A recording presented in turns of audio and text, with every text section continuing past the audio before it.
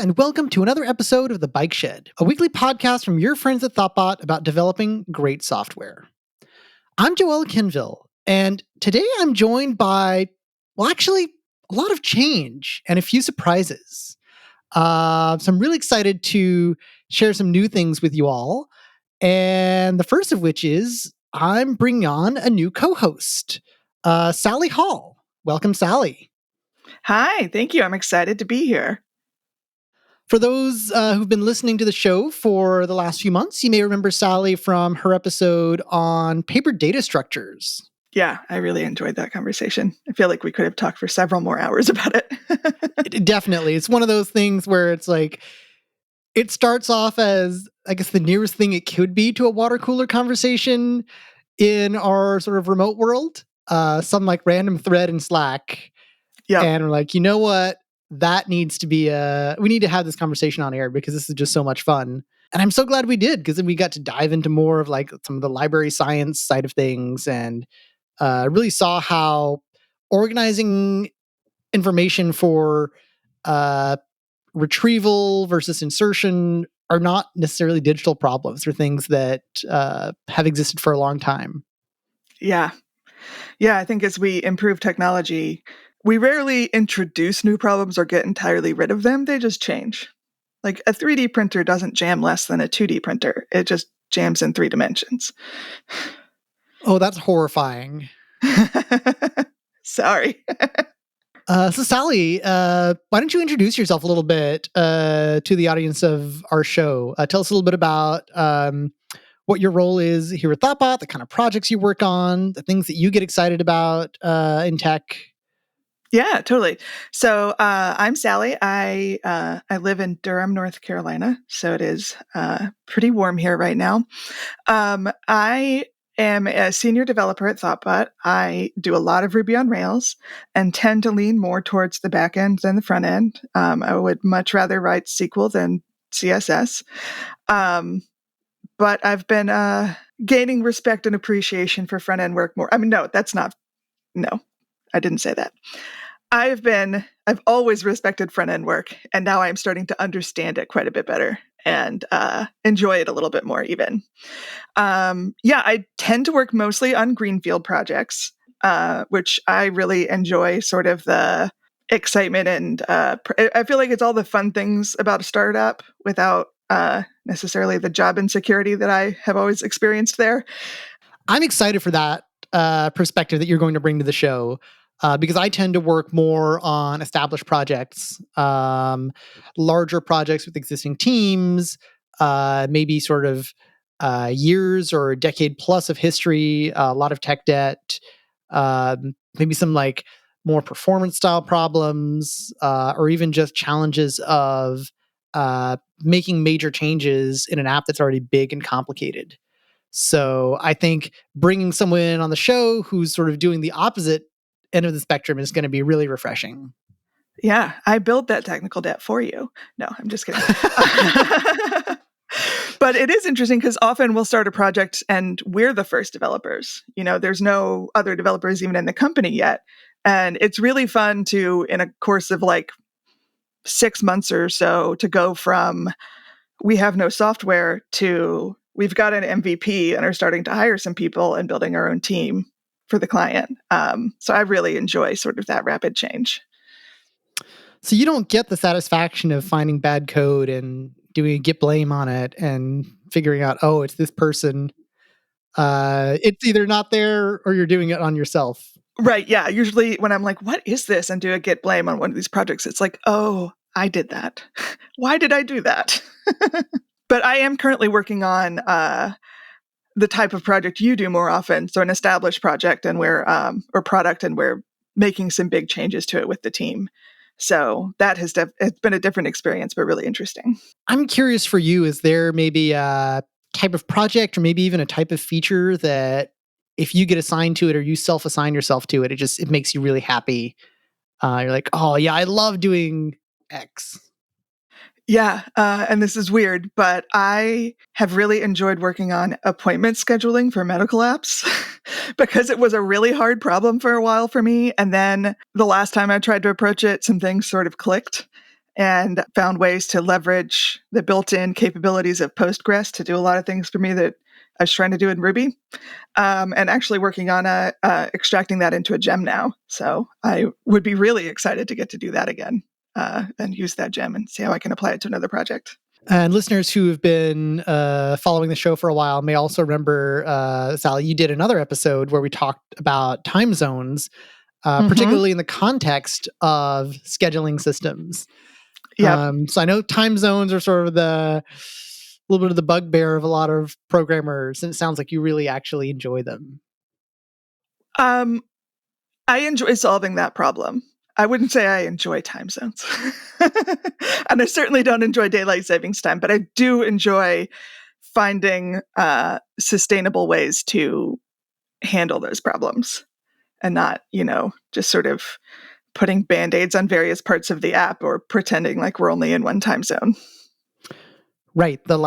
This is a thing that's annoying to deal with, and I'm going to find a good solution to it rather than I have to learn to live with it. Yeah. Yeah. I'm going to make it. And usually that good solution is I'm going to make it so we don't have to deal with it as often. So it's all about good abstractions. Yeah.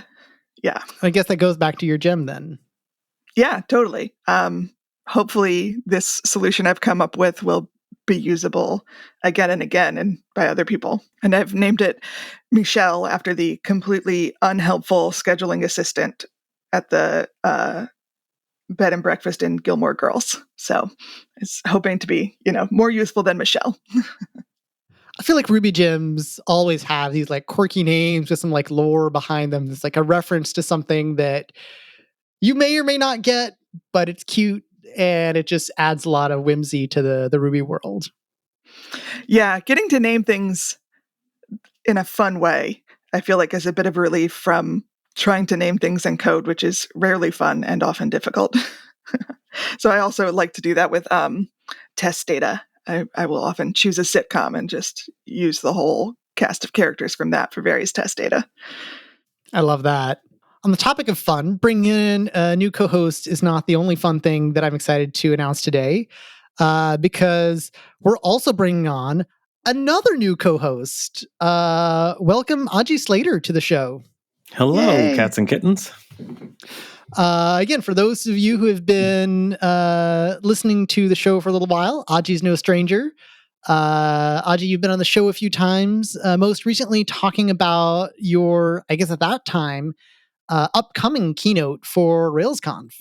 That's right. And I got to do that keynote, and I think it went over very well. And I really enjoyed the communication and the time spent with the community afterwards, because it was kind of a historical look back over RailsConf, and I got a lot of stories that day. It's very fun. It was really fun for me, having done the episode with you ahead of time and hearing a lot of what your goals and purpose were with the keynote, and then seeing you just do all those things that you were saying you were hoping to do with your keynote. And I think you hit all the beats that you mentioned that are what make a keynote really impactful in your episode.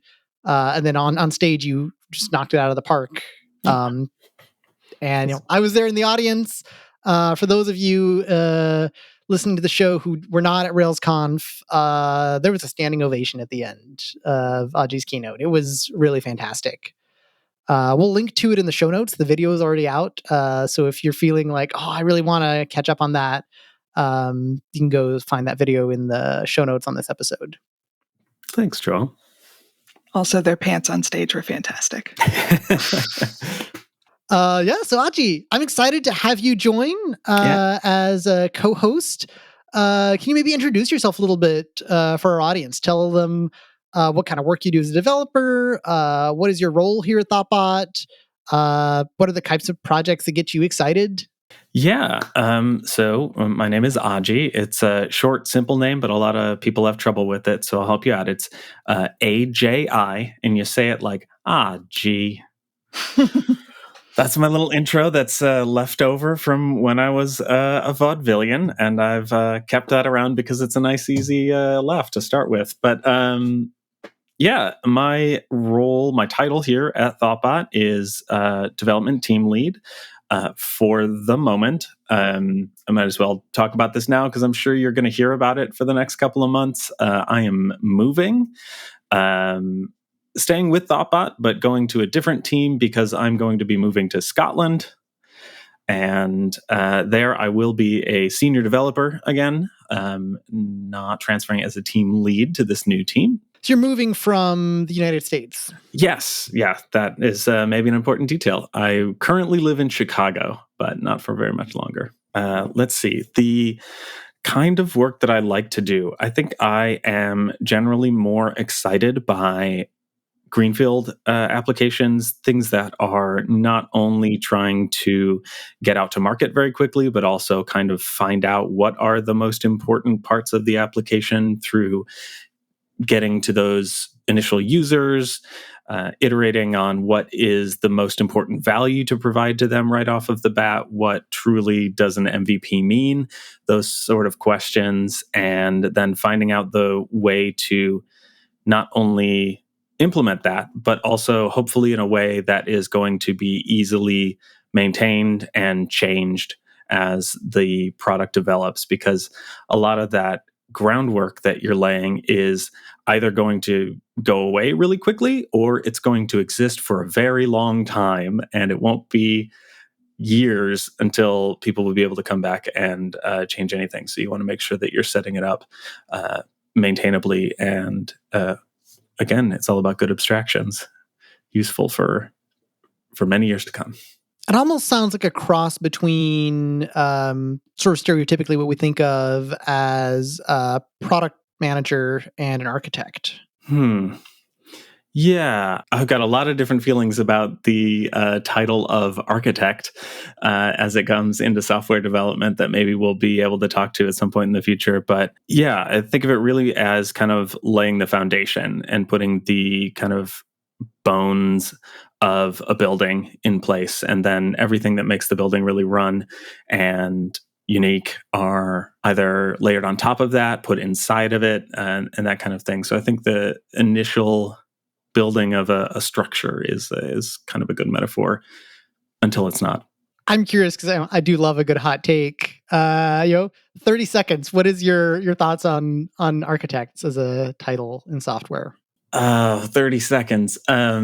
Yeah, I think it's the wrong metaphor. I think it's the wrong concept. And I think it goes hand in hand with the way that people conceptualize what an engineer is, which is maybe different from what engineering actually is. And there is a lot of baggage that comes along with those concepts because one part of the metaphor works really well. So let's bring the entire metaphor over, and it actually really hinders you in a lot of other ways because you've got a particular mindset about how something must be done. And in software, the construction and the way that projects get done in the physical world is not the way to do it in ones and zeros. Sally, I'm curious, what are your thoughts on architects as a role in software? I mean, I think the role, I don't have strong thoughts about like the actual role. Like the people I've met who are doing that role tend to, I find, contribute valuable things. But I do think that the label for that role is maybe a little off. But also, as Aji was talking through that, I was just thinking about how we don't have a lot of words for what we do that aren't borrowed from other industries, right? Engineer, architect, developer, those all mean different things in other places. I have friends who are in development that don't ever touch a computer because I think it has something to do with raising money. I think the closest thing I could come to a word that describes what I do that is unique to our industry would be programmer, but I feel like that's really only a part of what we do. So it's absolutely, just like everything else in software, it's really hard to name these things. I think there was a keynote. I'm gonna keep doing that just for the rest of my life. From Sarah May that proposed the metaphor of a group of theater professionals putting on a show is a much better metaphor for what we do in software development. But since I had to use the phrase theater professionals putting on a show, it's not exactly pithy enough for especially a job title. And not everyone shares that experience or has a conception of what that even looks like. And so that one, while it fits the situation better, is not as good at communicating an idea. Yeah. And for those who were, again, not there to hear your keynote was a keynote of keynotes. So you went back and watched, was it 10 years of, no, more than that, 20 years of 20 years. RailsConfs, every single keynote, and then summarized lessons learned. And so now they're just in there. Yeah, you're going to have this, like, probably every episode you're on for this show, you're always going to have in your back pocket. So there's a 2009 keynote from RailsConf that addresses this topic. Your whole life is a keynote of keynotes now. Yeah, I've been that person. It's like, you should go back and watch this keynote for months at this point. I have watched some of the ones you've recommended, though, and I think I'm really enjoying the benefits of having someone curate the keynotes for me. Thank you. Yeah, we'll put my, I wrote a gist with links to all the videos and then my kind of not to miss list at the bottom. We can include a link to that. Yeah. I think I know what needs to come here. I think we need a tier ranking. Ooh, that's tough. But it's an interesting idea. I always feel bad putting, ranking something somebody worked hard on at the bottom of something like that.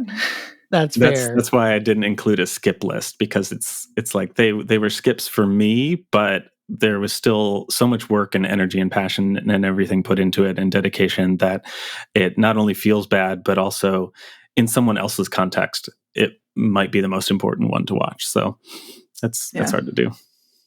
Well, any list that you put together is going to be biased, or Absolutely. Biased sounds so negative, right? But it's made for you, for your perspective. These are the things that hit for you and the things that missed for you. Exactly. It's impossible to separate yourself from a list like that. I don't think I said that at the beginning of the keynote, but I kind of wanted to, that anything that I talked about was always going to be from my perspective, and you're not getting the truth of whatever keynote from what I'm saying, because it's what I took away. In sewing, bias isn't a negative word. It doesn't mean the same thing necessarily, but like when you're cutting something on the bias or sewing something on the bias, you are taking the fabric and basically rotating it 45 degrees so that the grain of the fabric goes 45 degrees instead of up and down. And so from that perspective, it sort of just feels like an angle, a perspective, and not like a negative prejudice or something. So there's my bias, there's your bias, there's everybody's bias, and they're all interesting and different. I think you can say in English, that you have an angle on something. Yeah. I don't know if would you say that's a positive or negative connotation to say, Sally's got an angle on this? I feel like I'm most likely to use that in the phrase like, oh, that's an interesting angle to look at it. Okay. So then you're looking at it specifically as a perspective. Yeah. I don't feel like there's a negative or positive connotation to that, just sort of a variation. It's a neutral statement of fact. Yeah. Well, another maybe neutral statement of fact, although one that I am biased in favor of. I'm excited to have you both join the show, but that's not it. We're making a lot more changes. One of the big ones is that we're going to be moving to more of a season-based model. So instead of just sort of a constant stream of episodes, we're going to be sort of building them out in a little bit more of a cohesive way in like 12 episode groups, and then maybe taking a week or two break and then building out another 12 episode group. Within those, we're still figuring out exactly how we want to structure them, but we do want there to be a little bit of variability. So we're always going to try to have a guest episode in the middle and some kind of recap episode at the end. We might introduce some more sort of rhythms over the arc of a season as we keep experimenting. But that's sort of the direction that we're moving in. And I want to point out that Joelle said there's going to be a week or two break in the middle. It's not going to be like some of this new prestige TV where you're going to have to wait 4 years for the next season or anything like that. So don't worry, you'll still be getting your Bike Shed regularly, just with a little time to decompress in between. Within that structure, Sally, do you want to maybe talk a little bit about how that's going to look like with now 3 hosts on the show? Yeah, absolutely. So we're all here together today, but going forward, we're going to be rotating. So there's going to be 2 of us talking about something at any given week. We don't necessarily have a strict structure for that yet. It'll sort of, fluctuate depending on schedules and topics. But hopefully you'll get to see a lot of each pair of us. And I think it'll be fun to see how those different dynamics come out. And the thought for that recap episode at the end, don't really know what that looks like yet, but I'm very excited to see, because that's something that I've always wanted to be able to do in kind of my work life, is to have moments throughout the year where I can reflect, kind of embed some of the learning a little bit deeper through reflection. And I always love, obviously, talking shop. So talking about how that is going to affect our kind of work and methodology is super interesting to me. But I am not one who builds habits easily. So I have 2 accountability buddies here, and many more accountability buddies out there in podcast land who are going to help me keep up this habit and see what all we can gain from this sort of new feature in the way that we learn and the way that we think about our work.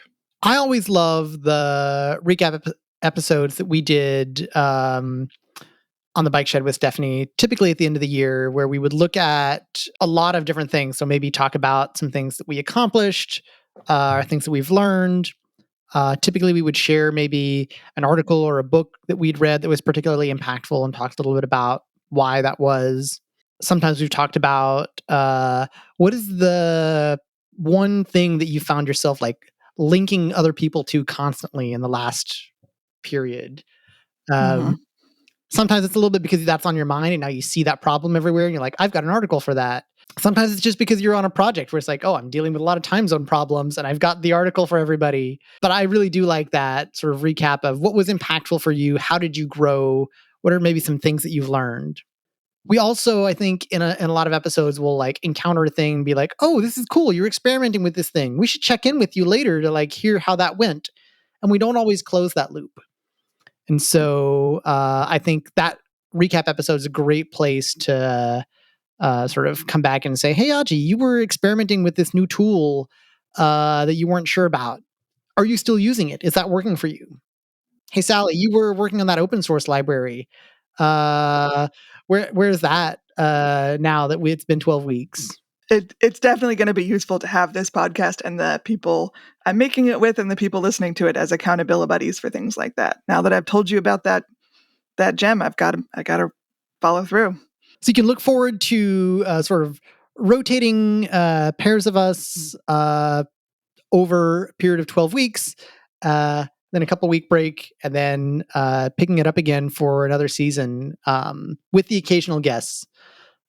If you've been a more recent listener of the show in the past 6 months or so, it's always been me and a guest. But traditionally, the Bike Shed is less of an interview show and more of a like personality show, where you have a consistent set of hosts and you get to hear them interact on a variety of topics. So we're going back a little bit to the roots of the show for that.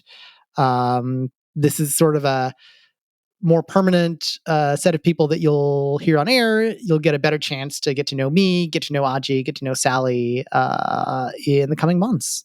Can I talk about the other exciting thing? Yes, let's hear it. We are going to try to do some video. We are recording video today. We'll see if it turns out to actually be something we share with you today, but bear with us while we're learning. But we're excited to sort of connect with you a little more that way and to see our faces while you hear our words if you choose to. In case you didn't know, the Bike Shed is already on YouTube. We just published the audio there, if that's the place where you like to get your podcasts. But now we're actually going to start doing videos, so you get to actually see our faces. I'm going to have to clean up the messy craft room that I code in for that, though. We're not going to promise, pristine sets here. No. This is a podcast after all. So yeah, welcome, Aji and Sally.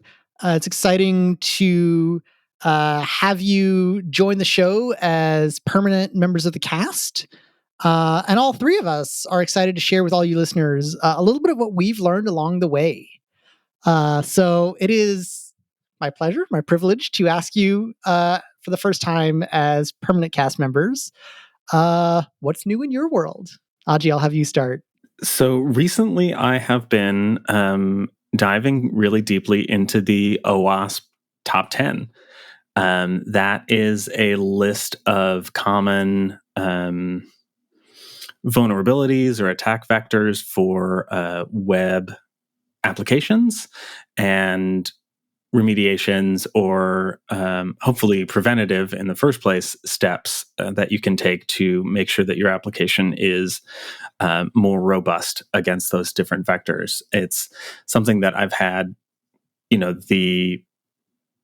I don't want to say casual awareness of, but it's been a little more knowing that list and knowing what you have to do as a developer. But I have had a spark of interest in going really deep and kind of seeing not only where those come from, what they all mean, what are the standards that are attached to them, what is some of the maybe more specialized tooling you can use to learn either how people are exploiting them or maybe try some of those out on some apps running locally so you get kind of the mindset of how that's going. But I've really wanted to dive in a little bit more to the security side of things. I've often thought that security is one of those things that's an entire specialty and a very important specialty in and of itself. And so it's often best to defer to the people that spend their entire career working on this sort of thing because it is such a vast field and important field. And I've become a little more interested in getting closer to being one of those people, probably never going to be all the way a security researcher, but really knowing a lot more of the nuts and bolts and the ins and outs of what we need to do as application developers. I think one thing that's really nice at thoughtbot is we have sort of the room to pursue particular interests within the sort of entire world of development topics. And what that happens then is that we naturally develop a set of sort of internal experts on a variety of things. And so, everybody's expected to have a sort of base level of understanding of security. We don't want to be creating big security holes in the work that we do. But some of us have a particular interest in security and then go really deep, and then we can lean on those people when we have trickier situations to work with. So even though you're not necessarily booked on a particular client, a thoughtbot developer who has a security question might be able to turn to you and say, hey, can I get some of your expertise on that? And that's one of the things that I think is really beautiful with the sort of consulting agency format, is that even though you have one or two or three thoughtbot developers working on your project, there's sort of a whole organization behind those developers. And we have some of that other expertise that we can pull in on a more ad hoc basis to support us. Yeah, I really like that too. And I think there's lots of areas where people have specialized that are super helpful. I'm particularly thinking of, we have a growing number of people actually who are really interested in accessibility. And so on every project I work on, even if there's not one of those people on the project, we have them to reach out to and to help support our peripheral knowledge of accessibility. And we have a mentality of sharing our learning and learning in public. And so as folks are doing these kind of more specialized journeys, or even less so, if someone discovers a nice, interesting piece of information, we'll often share it across the company. So you're almost getting like a minor focus in what some other people are going really deep in, because as they're uncovering interesting things, they're just going to be sharing it with the group anyway. And so that's not to get all sales pitchy, but I think that's one of the strengths of thoughtbot is that when you've got a couple of thoughtbot developers on your team, you've really got the whole group experience of thoughtbot sort of at their fingertips. That's really exciting. And I look forward to sending you more security questions, Aji. And I look forward to our recap episode where I tell you how this went. Yeah, no, I will be checking in on you. Sally, what's new in your world? Well, I've been, internally maybe a little notorious for my resistance to do heavy front-end work. I think I mentioned this before, but I'm working on a project now where I cannot avoid React, which was frustrating at first. But this week, I suddenly realized that I was enjoying working on React, like enjoying figuring out how to do some like complicated interactions and even enjoying figuring out how to make as close to a pixel perfect match of the design as I could. So that's been kind of exciting because I haven't been sort of intentionally anti-front end. It's just been a lot harder for me. And so it has felt really good to start to build those skills and get to a point where I can go, oh, I think I actually know what to do here without having to read all the documentation again. And having it come easier and easier. Not to say I would sign up for a full-time React-only job, but I'm not going to pout quite as much next time I have to do it. What do you think caused the change for you? Was it just that you sort of finally built up enough base knowledge that all of a sudden you didn't feel like you were struggling as much? Did you just sort of, like, is there a mental model that clicked and all of a sudden you're like, oh, this is elegant and I love it? I wouldn't go that far. But I think it was in the past because, partly because of what we just talked about, where we have such a deep pool of knowledge among thoughtbot people, I've been able to sort of sidestep doing a ton of React. And there's always been someone sort of on the team who I could pass off those bits to and do the parts that I found more fun. And that just wasn't possible in this situation. There was too much to do. And we're also intentionally trying to get everyone on the client team and our team to sort of be able to do full stack top to bottom. So I think what clicked for me was sort of, part of it is just practice, just doing it over and over again. Part of it was also reviewing a lot of PRs that had to do with React. At the beginning, I would just sort of skim them and be like, well, I guess I understand what this is trying to do. But, and now I've gotten to the point where it really is just practice where I can go, this looks a little off from what I would expect. Or more often, oh, that's a new way of doing this. And I leave a lot of PR comments saying, I just want to learn. Why are you doing it this way? What's the difference between that? So asking a lot of questions, looking at a lot of stuff, reading a lot of documentation. We're also at a point where like this project is shifting technology stacks. So we're making a lot of decisions internally, right? So it's not just, well, this is what the project is using, so we're going to move forward. There are lots of moments where it's like, which tool should we use? We have two different teams on this project approaching things in different ways, and we want to converge. So now we're going to have a conversation about what the different patterns do and what the pros and cons of each of them are. So which has been a great opportunity to sort of understand and start to see the patterns and see the purpose of the various pieces of it. I feel like just that side, that like negotiating two different teams with different ways of working, that could be a whole episode in and of itself. And maybe that's one that we'll do at a later point. Building software is not just writing code, it's writing code in the context of a team. And sometimes that team disagrees. Mm-hmm. Yes, sometimes they do. And there's very rarely this person is right and that person is wrong, right? Because there's just different perspectives to it and different past experiences and priorities. Thankfully, everyone on the team is really great to work with and interested in making the right decisions for the project and interested in learning and sharing. So these have been really fun conversations. In some contexts, conversations like that can get really uncomfortable and difficult. But I think I'm lucky enough to be in a space where we're all coming into it with an open mind and similar goals, which is, a successful product. So it's been exciting rather than stressful. That's I'm great. glad to hear that. Yeah, hasn't always been that case in the past. I'm interested really quick if either of you have a sort of name for the moment. I think it's interesting, Sally, that you said seeing the patterns as part of this cresting the hill of being able to understand the front end, because I've always really enjoyed that moment where the things have come together enough for you, they've crystallized enough for you that you can kind of intuit, and you have an intuition or a mental model about how things are working, but you might still not be proficient in the area.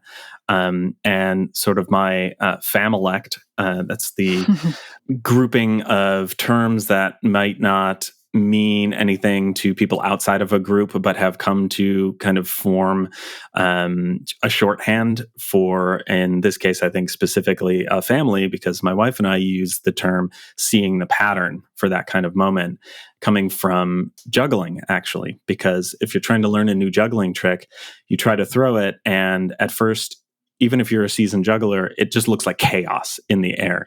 You can't even tell where the balls, the clubs are supposed to be going, but eventually you can see the pattern, and you can't catch it. You can't throw it right. You still can't do the trick, but it now makes sense. There is some kind of intuition about what's going on in the air. And I've never had a better term to describe that moment. And I was wondering if either of you have a label or an idea about that particular concept. I feel like I've tended to call those maybe like aha moments or eureka moments. Just that moment where the light bulb turns on. Or sometimes I imagine is like you've got a bunch of little connections between like one or two concepts. And they're sort of all floating around in your brain. And then you find like one nexus that actually like brings them all together. And all of a sudden you've got like one giant like net of connected ideas. And it's when you drop in that one piece that connects everything else that then like everything lights up. Yeah. I think for me, it's less often a single moment where things start to make sense, and more often a moment where I realize that has happened. Right. So it's not like I'm sitting here and going, now I get it. It's more like I've been practicing and trying, and then suddenly I realize, like, oh, I've, gone a whole day without feeling super frustrated and angry at this. Or, I've realized that this documentation that I used to have to refer to every time, I don't need to look at anymore. I have a similar situation in knitting where I'm working on something that's sort of like a complicated, like 4-row repeat where every row is a little bit different. And there's always a moment in the project where I realize that I don't have to look back at the pattern every row, and I can start to sort of just go by memory and instinct. Neat. Thanks. Joelle, what's new in your world? I've been really excited recently about part of a language specification. This is the rock language. And the way it has sort of defined its language is that it's one of those like purely functional type languages. And it has sort of the core of the language. And then separately, all of your sort of side effecty things, interactions with the outside world, are tied into what it calls a platform.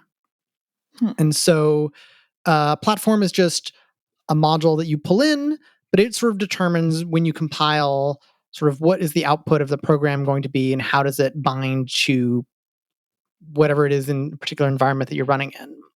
With the idea that you can write rock code to run, let's say, in the browser, where you're emitting JavaScript, and you might not have access to the file system, but you do have access to making network requests, but only in an asynchronous way.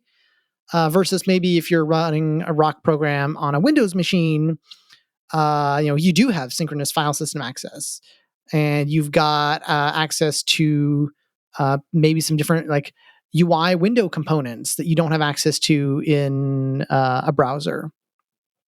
And so all the things that are sort of environment specific are things that your platform has to provide for you versus the parts of the language that are just, this is the code part, not the environment part. And what I really loved about that is the very like explicit separation of the two. I feel like we tend to intermix them a lot. And so having a very clear separation, it's like, oh yeah, that makes sense. You have code parts, you have environmental parts. And if you're trying to port your code to a different environment, then you might have different things you have access to, or the concurrency model might be different, or things like that. And then also, because it's a purely functional language, this connected with me a little bit of functional theory, the idea that the pure functional parts are the parts that are effectively platform independent. And all of the non-functional parts, the side effects, those are the parts that are built into these little platforms.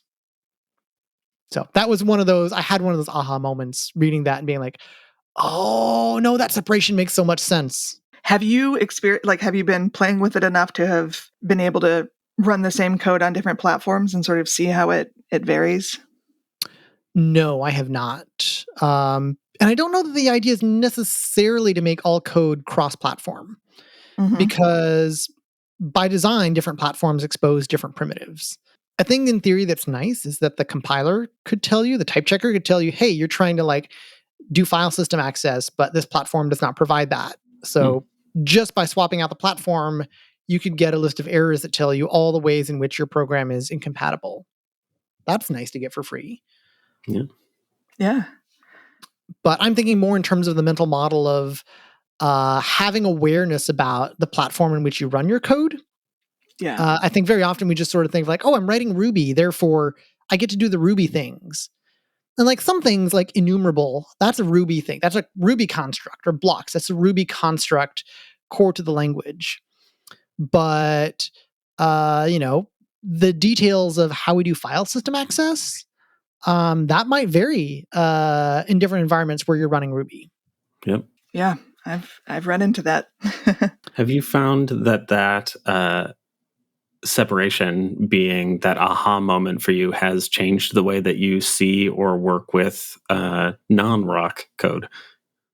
Yes, I think particularly when I think about JavaScript, because you can run JavaScript in the browser. And there's a lot of things that we think of as sort of core JavaScript, but they're not really core JavaScript. They're browser APIs, things like the DOM. But even you might talk about the sort of fetch API for making requests.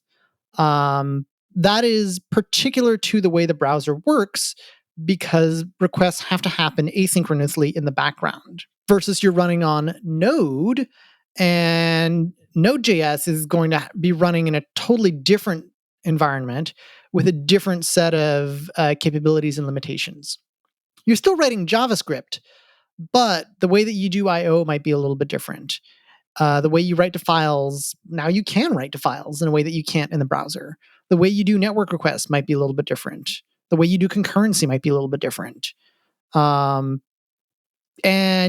to throw maybe a third platform in there, I was on a project last year where I was working on a browser extension. And what you have access to and the kinds of things you can do in a browser extension are slightly different than what you have access to and what you can do in the context of just code on a web browser. And so the sort of the underlying primitives are different. And if you have sort of in your mind, oh, I'm writing JavaScript, I know how to write JavaScript, I can just do this, and aren't thinking, what is the environment my JavaScript is operating in? You can trip over yourself. And so I think having that mental model of like separation between code and platform is a thing that is going to really serve me as I sort of move forward.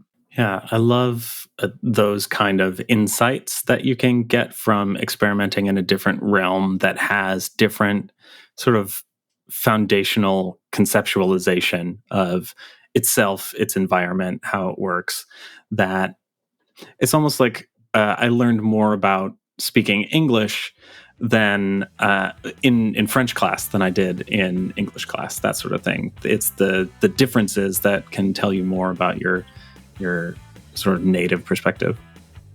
Yeah, it can help you sort of identify the assumptions that you've made and the defaults you've come to expect. Exactly. That maybe are not as globally applicable as you thought they were. Cool. Should we wrap up? Let's wrap up. All right.